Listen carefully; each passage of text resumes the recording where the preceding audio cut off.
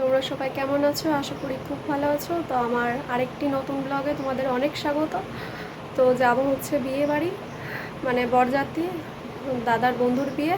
তো সেই উদ্দেশ্যেই যাওয়া। তো চলো, তোমাদের সাথে যেতে যেতে দেখা হচ্ছে। আর আমাকে কেমন লাগছে তোমরা অবশ্যই কমেন্ট করে জানিও।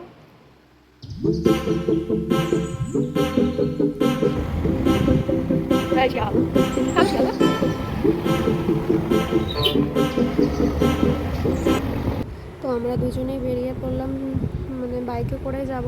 তো মানে বরযাত্রীরা ওরা আগে চলে গেছিলো, তো তোমাদের দাদাভাই আর কি কাজ থেকে লেট করে এসেছিলো বলেই আমাদের দেরি করে যাওয়া। আমরা তাও বেরিয়েছিলাম কটায়, 9:30, ওই 10টার দিকে সামথিং। তো এই যে ও আসলো, বাড়ি আসলো, স্নান করলো, গোছালো, তারপর আর কি বেরোলো।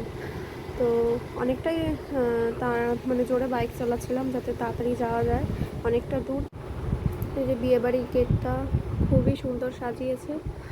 তো আমি বাইক থেকে নেমে আর কি ভিতরে যাব। তারপর তোমার দাদা ভাই বললো যে কাউকে ফোন করো বাইরে আসার জন্য। তো বোন আসলো, বোন আর আমি ভিতরে ঢুকছি।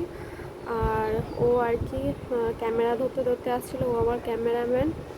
আর বিয়েবাড়ি প্রচণ্ড, জানো তো বিয়েবাড়ি ভিড় হয়, আর প্রচণ্ড গরম লাগছিল। ওয়েদার ঠান্ডা থাকা সত্ত্বেও সেদিন আর কি গরম লাগছিল প্রচণ্ড।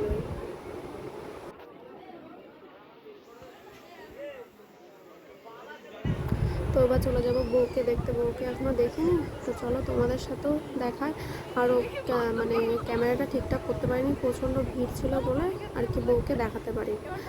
তো চলে আসলাম খাওয়া দাওয়ার পর্বে। করেছিল ফুচকা, কফি আর পকোড়া। তো বোনকে বলছিলাম কেমন লাগছে বল খেতে, বললো ভালো খুব।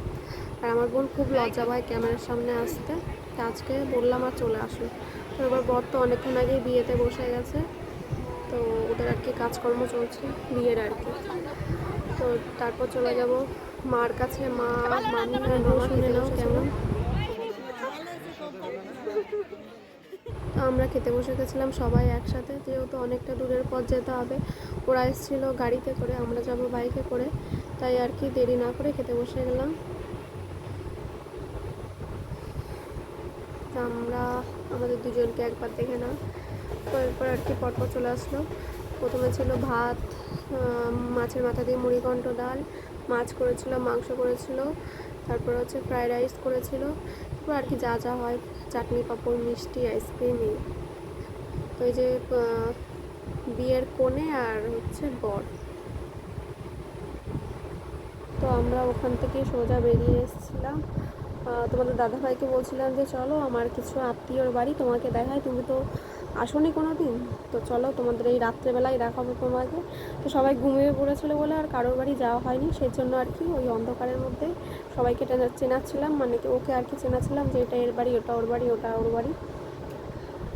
তো এই আর কি দুজনে মিলে রাত্রেবেলা এই কাণ্ড কারখানা করছিলাম। তো বন্ধুরা, ফ্রেশ ট্রেশ হয়ে চলে এসেছি। তো আজকের মতন ভিডিওটি এখানেই শেষ করলাম। তো তোমাদের যদি ভিডিওটি ভালো লাগে অবশ্যই লাইক, কমেন্ট, শেয়ার করে দিও। আর যদি কেউ যদি ইউটিউব থেকে দেখে থাকো তাহলে অবশ্যই সাবস্ক্রাইব করে দিও। আর যদি ফেসবুক থেকে দেখে থাকো তাহলে অবশ্যই ফলো করে দিও ফেসবুক পেজটিকে।